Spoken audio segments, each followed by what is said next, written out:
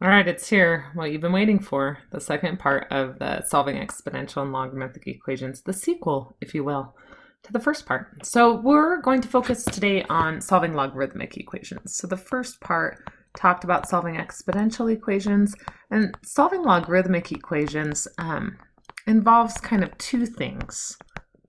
So the first step, so what's a logarithmic equation? This is amazing, but it's an equation involving logarithms. So, the first step is what we want to get usually a single logarithm,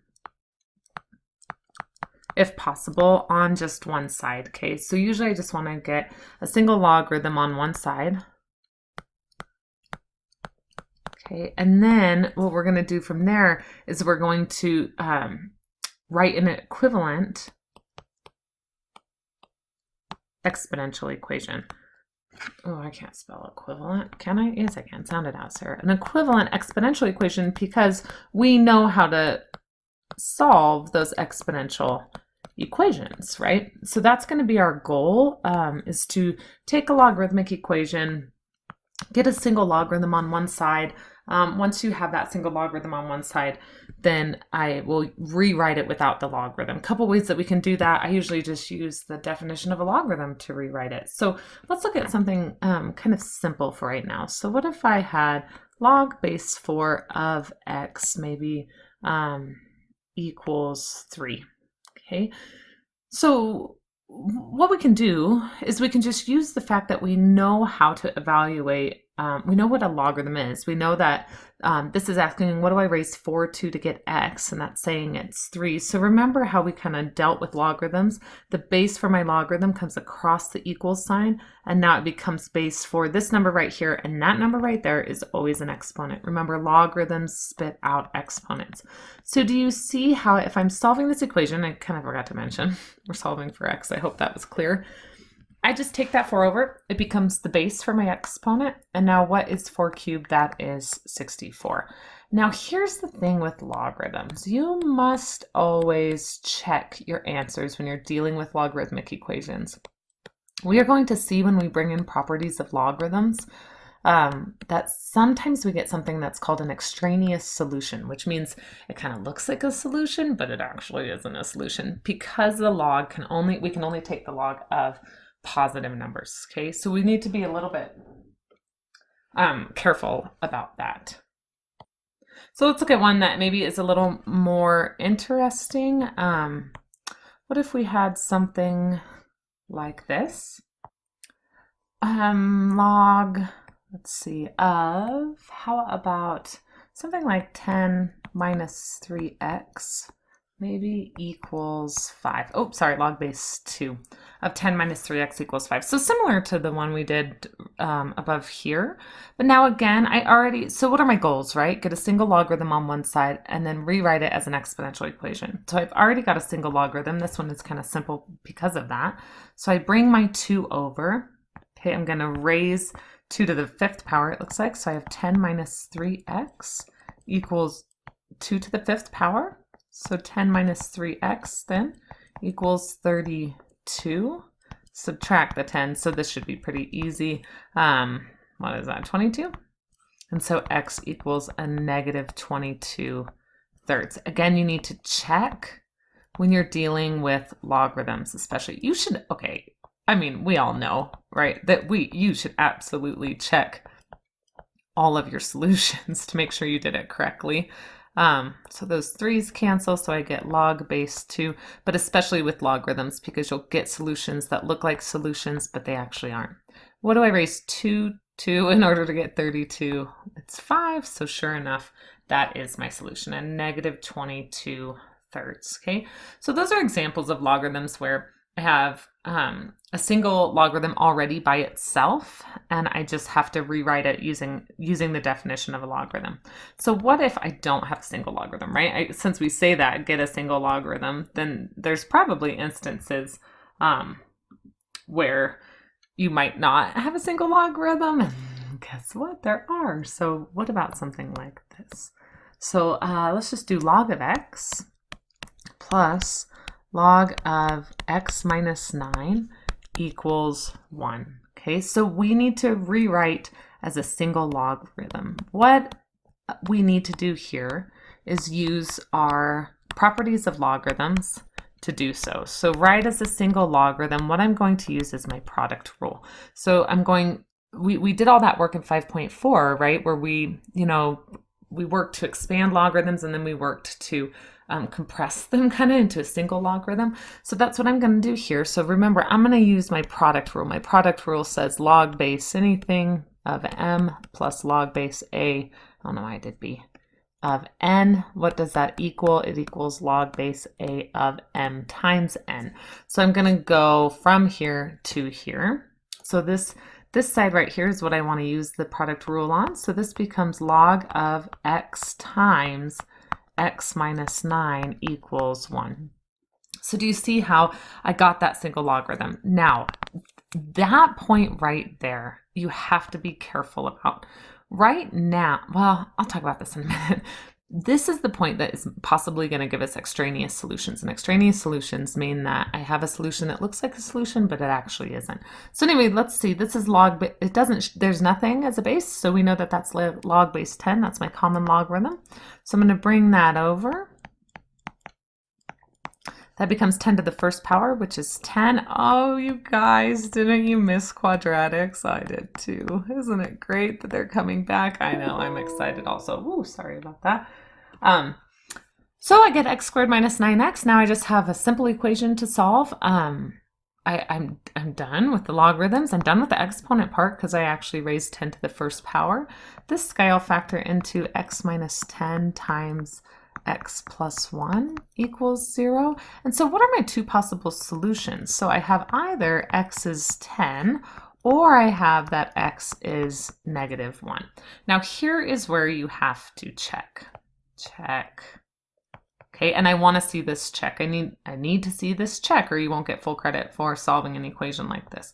So what am I going to check? I am going to check that this x, okay, satisfies my original equation, people. Original equation before you messed with it. So this will be log of 10 plus log of 10 minus 9, right? So what does that give me? That gives me log of 10 plus log of 1. Well, log of 10, that's asking what do I raise 10 to in order to get 10? That would be 1. What do I raise 1 to in order to get, or 10 to in order to get 1? That's 0. So sure enough, it works, right? I get the one that I wanted. However, this one is tricky. Check. Let's check for the negative 1. If I put in the negative 1, I get log of negative 1 plus log of negative 1 minus 9. Guys, this is a problem. Remember the domain of our logarithms. The domain of our logarithms are 0 to infinity, meaning it has to be positive numbers. You have to have positive numbers. Think. I know I'm asking a lot that you think. I get it. But look at what this is asking you to do, you guys. It's asking you to find a power that I would raise 10 to in order to get a negative 1. That doesn't make sense. I can't raise 10 to any power and get a negative out because 10 is positive. So this doesn't work. This is what we call an extraneous, I think, solution, meaning it's not actually a solution. So what is the only solution that we have? Our only solution is x equals 10. So you might say to me, Sarah, math lied to me. It didn't lie to you. Math didn't lie to you, you guys. The problem that happens is when you use the property, your product rule, right here, this is requiring x to be positive because I'm taking log of that. And right here, this is requiring x minus 9 to be positive. So this is requiring that x be positive, and this is requiring that x minus 9 be positive. But look at what happens when you bring them together. So when you do the product rule, now you're taking log of a product. So what is this saying then? This is saying that everything here now just must be positive. So I could have a positive times a positive. That would give me a positive. Or what else gives me a positive? A negative times a negative. So the problem is when you bring it like this, this part of the problem, the x times x minus 9 doesn't know, right? that you want that to actually be a positive times a positive and not a negative times a negative. So when you go through and you get rid of the logarithm and you solve this equation, I mean, this equation is only as good as what you tell it. It's not that math lied to you. It's just that when you're given this and now you're solving this equation doesn't know that you want to stay with two positives. It doesn't know that. So you have to go back and check your answers when you are solving logarithmic equations. You don't get these type of extraneous solutions when you're dealing with exponential functions or exponential equations. Remember, those domains are all positive numbers. Sometimes you'll not get a solution, right? Maybe you'll get a no solution if you're trying to take the log of two sides, but it's not going to parade itself like it is a solution and then actually not be, okay? So let's look at some more of these because these are just a good time. So let's look at another one. Always, always, always need to check your solutions, okay? What if we had log base 2 of x plus 20, okay, minus, this one's going to be a little bit different than the one we did. I still want to get a single logarithm, but what I'm going to do is I'm going to try and get a single logarithm on both sides of the equation, because notice we got logs everywhere, right? So let's see what's going to kind of happen here. So I have log base 2 of x plus 20 minus log base 2 of x plus 2 equals log base 2 of x. The property I'm going to use here is that log base a of m minus log base a of n, right? How do I get that to be a single logarithm? That's log base a of m divided by n. That's our quotient rule that we have for properties of logarithms. So I'm going to use that on the left-hand side here.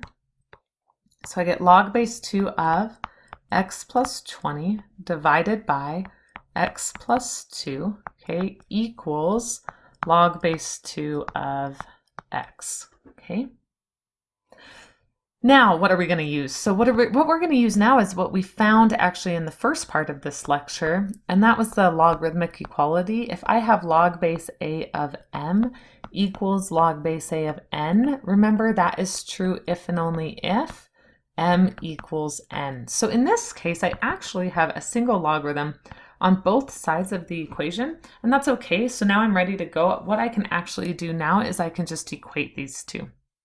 Again, being careful. I got to be careful here, right? Remember, this right here was positive. This right here must be positive. But remember, when we divide, could I get a positive by dividing? I could take a positive divided by a positive or a negative divided by a negative. So we're probably going to get some extraneous solutions here. Maybe not, but probably. So I'm going to just set whatever I'm taking the logarithm of equal to each other. Okay. So again, the log base 2's kind of cancel out. They don't really cancel out. Yes, they kind of do. Not canceling out in the sense of like dividing or something, but whatever I'm taking the logarithm of, they have to equal. All right, you guys, how am I going to get rid of this fraction? I'm going to multiply both sides by x plus 2. All right, get rid of that fraction. So x plus 20 equals x squared plus 2x. Yay! We are so excited to be having our good friends, the quadratics, back. Set that equal to 0. I'm just going to move everything over.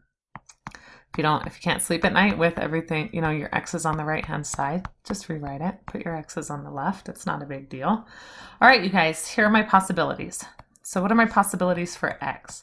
X could be -5 or x could be 4. I don't want you to just throw out a negative just for the negative's sake, because I'm going to show you an example where a negative is okay.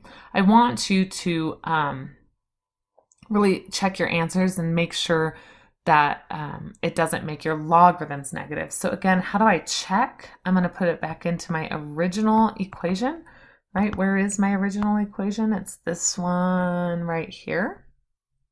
Okay, I'm going to put that back into my original equation and see what happens. So look at what I would get. I would get log base 2 of -5 plus 20. That's all right. That's going to be positive. Then I get log base 2 of -5 plus 2. Oh, that one right there is going to be negative. So that's a problem, right? You don't have to try and do anything from here because we know right here that -3 is not in the domain. So this is not possible. So what do I know?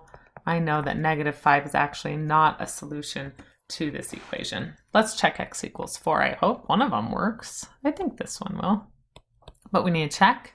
So I would have log base 2 of 4 plus 20 plus log base 2, right, of 4 plus 2 equals log base 2 of 4. Now, how can I make sure that this is true? Does this equal? Well, I have log base 2 of 24 minus, oh, Sarah, minus. You're probably yelling at the computer there. Log base 2 of 6, so that's the same as log base 2 of 24 divided by 6. Now I can divide that. That's fine because those are both positive. So I get log base 2 of 4 equals log base 2 of 4, which we know log base 2 of 4 is 2. Yeah. All right, let's do some more. I love doing these. I think they're so much fun. That probably shouldn't surprise you. Again, so check, let me undo that really quick. So what is my solution? My solution is x equals 4, and there's only one solution. Okay. Okay, good. I'm glad that you agree with me. Let's try one maybe that is a little bit more interesting. What if we had something like this? Log of 2x plus 1 minus log of x minus 2 equals 1. So again, I want to get a common or a single logarithm. Subtraction again, so that single logarithm is going to come from the quotient rule. So I'm going to take that 2x plus 1 all divided by x minus 2 equals 1. Again, this is log base 10. So now I don't equate logarithms because I don't have two logarithms. So I'm going to bring that 10 over and it's going to become the base. And so you're going to see sometimes you get kind of the same. Well, not kind of, but a lot of times it's going to be very similar procedures for solving these, which would make sense. So multiply by x minus 2. So I get that equals 10x minus 20. This one's kind of nice because we don't actually have, why can't I speak? I don't know why I can't speak. We don't have a quadratic. So a negative divided by negative is a positive. So look at my solutions. My solutions is 21/8, which, is a fraction that is bigger, not quite 3, a little bit less than 3. So when you check this, I think we're going to be okay. Let's check. I would have log of 2 times 21/8 plus 1 minus log of 21/8 minus 2. Okay, and what would I get here? So this, what I'm really, what you're looking for really is you're looking for, is there going to be a negative? So there's no negative, so it's probably going to be a solution. However, I want you to be aware, that checking helps a little bit to make sure that you didn't make a mistake, right? So that's kind of the idea behind checking these. So this isn't obvious, what's going to happen, but if I now use my division or my quotient rule, 25/4 divided by 5/8. So I flip that and multiply. So this is log of 25/4 times 8/5. Oh yeah, this is good stuff. That's 5, that's 2. So I get log of 10, which sure enough is 1. So this is good to go. So what is my solution? My solution is 21/8, obviously, right? Maybe not so obviously. But. All right, couple more, and then I think we're done with this section, which is kind of sad, but pretty exciting in a way. All right, so let's see. Let's try one that is maybe a little bit more interesting, like something like this. Natural log of x plus 8 plus natural log of x minus 1 equals 2 natural log of x. I'm excited to see what happens with this one. So this one, if you notice, I have logarithms on both sides. So what's going to happen here is I'm going to, again, equate logarithms, and I'm going to just equate kind of what they have together. So in this case, it's multiplication. This is the product rule. So I'm going to have x plus 8 times x minus 1 equals, bring that 2 up, natural log of x squared. So now again, look, I have the same logarithm, so I'm going to equal these. I'm going to go ahead and FOIL this out. That gives me x squared plus 7x. You can FOIL that out on your own if you want. equals x squared. So I hope that makes sense that I brought that 2 up. The only way for me to be able to equal these two together, I kind of skipped over that, sorry, is if I don't have anything in front of that logarithm, right? So now I can equate those.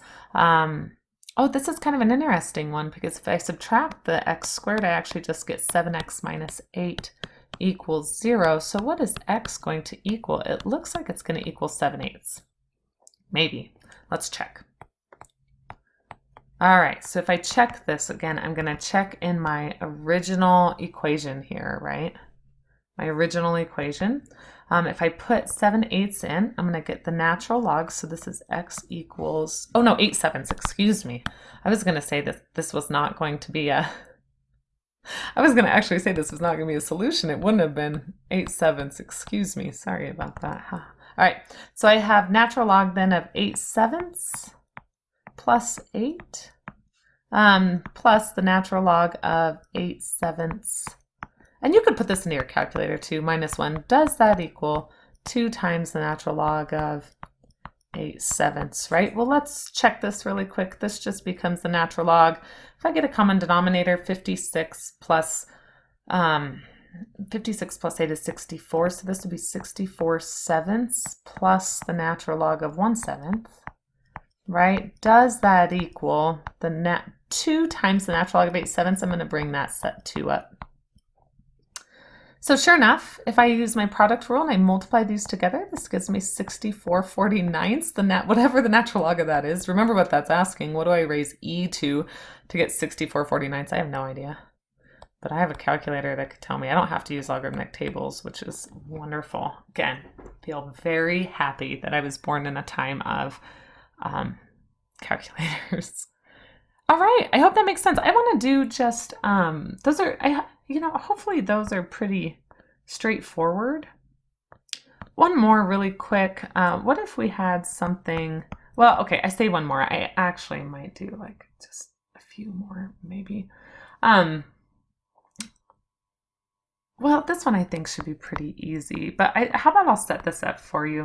Log base 6 of x equals 1 minus log base 6 of x minus 5. What if you don't have, your logarithms on the same side of the equation, so you can't combine them? Well, then just get your logarithms on the same side of the equation and combine them. So like in a case like this, I have logs on both sides, right? And I can't really do anything. This one right here, I can't combine that one with this. So what I'm going to do is I'm just going to move that over. So this becomes log base 6x plus log base 6 of x minus 5. I'm just going to add it over, equals 1. And so now that this is addition, I'm going to multiply those together. So I have log base 6 of x times x minus 5, right? That is the product rule. And then the base for my logarithm comes across the equals sign and becomes the base for my exponent. So this now equals 6 to the 1. And then I'll let you kind of finish this out, and then you have minus 6 equals 0. And then, x minus 6 times x plus 1 equals 0. So what are my possible solutions? 6 and -1. I'll tell you right now, you need to check those. What you'll see is that x equals 6 is going to be your only solution. Okay, so check those. Be careful. Be careful with that. Make sure you check your answers when you're dealing with logarithmic equations. I want to show you one where you're not going to throw out. What if we had something like this? So what if I had, I don't know, like log base 3 of x squared minus 2x, right, equals 1, something like this. This is an example where you're going to get a negative solution and you're not going to throw it out, because look at what I have right now. I have log base 3 of x squared minus 2x. So I'm going to rewrite this. I'm going to bring the base across the equal sign. It becomes the base for my exponent. So I'm going to get x squared minus 2x equals 3. I'm going to go ahead and subtract that 3. Okay, so what are my possibilities? I'm going to have x minus 3, right? And I'm going to have, what, x plus 1, right?